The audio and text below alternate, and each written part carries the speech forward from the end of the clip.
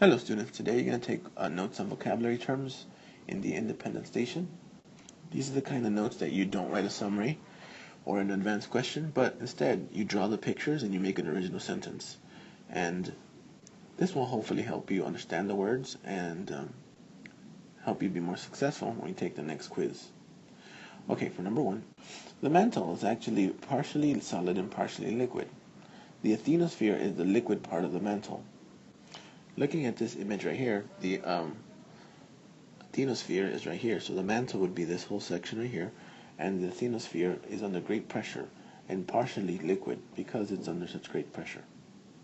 Here's another good image. If you can see in this image, you can see that the brown and gray, this is the crust, and then here's the mantle, again in these two layers, and the asthenosphere is up here, is right below, and it's liquid because it's under great pressure from the oceans and from the crust and from the continents.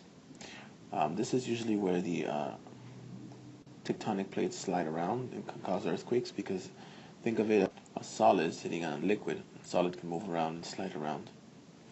Okay, go ahead and draw this picture on the left hand side. So make sure you make an original sentence like the one I just made under.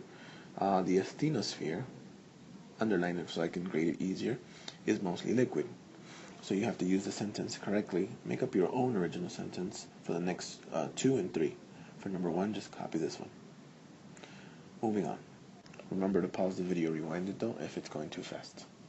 For number 2, write lithosphere. The lithosphere is the solid and rigid part of the mantle.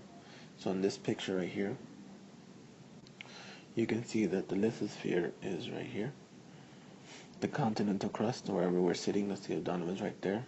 The ocean sitting on that part of the crust, but right under it is the lithosphere, and that's the mantle part, and it's very, very solid, thick, and it's part of the mantle. Go ahead and make up your own original sentence for number 2 as best as you can, and then draw it as best as you can.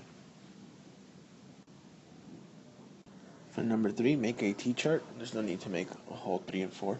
Just make a T-chart and then write oceanic crust versus continental crust. And basically, the oceanic crust is where the ocean sits.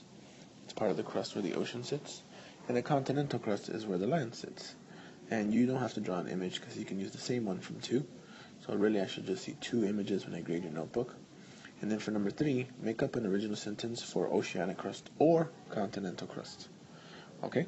After you're done, remember, no summary needed. You just move on to the next step. Have a good day.